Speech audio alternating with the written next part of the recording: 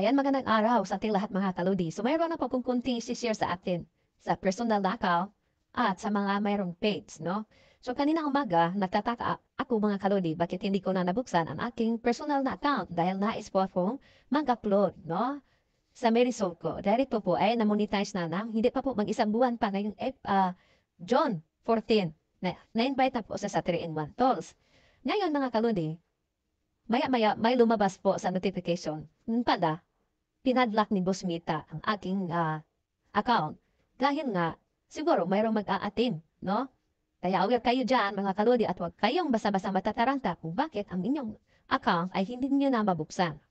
Nag-note po si Boss Eng, no? Sunod-sunod yan, lahat ng mga sinasabi doon, lahat ng steps po, mga kalodi, sinusundan po.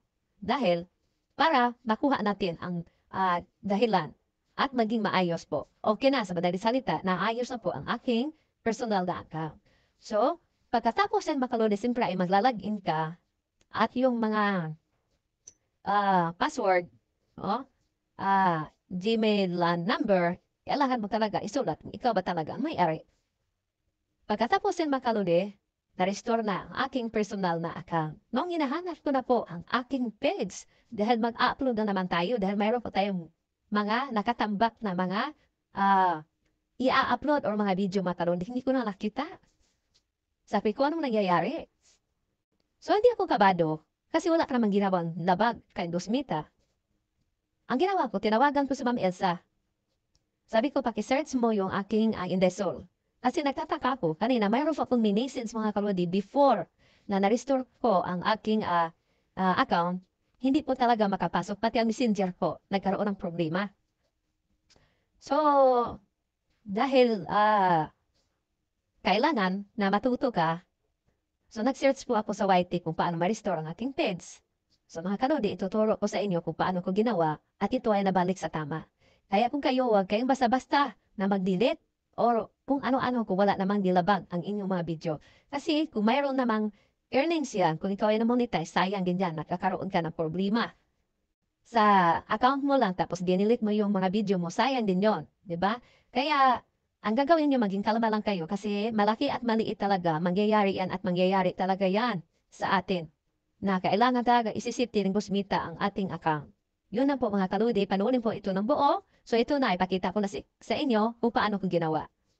So ito na mga kaludi, pupunta na po tayo sa ating account. Ito yung personal na account po mga kaludi, no? Kasi kapag may personal ka or may page ka, talagang balikan mo talaga ang yung professional para doon mo ayusin. So dito na, pupunta po tayo sa bandang kanan ng ating profile at hanapin po natin ang setting and privacy. At pagkatapos, settings.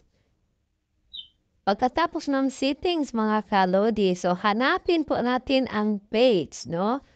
Na naligaw. So ito na po ang reactivate your page. So ito na mga kalodi, dito po inoon. So ipakita ko lang sa inyo yung sikay na pong account. Reactive, ayan, para ma-recover ko po ang aking account. So ipakita ko lang sa inyo na huwag po tayo magpapanik.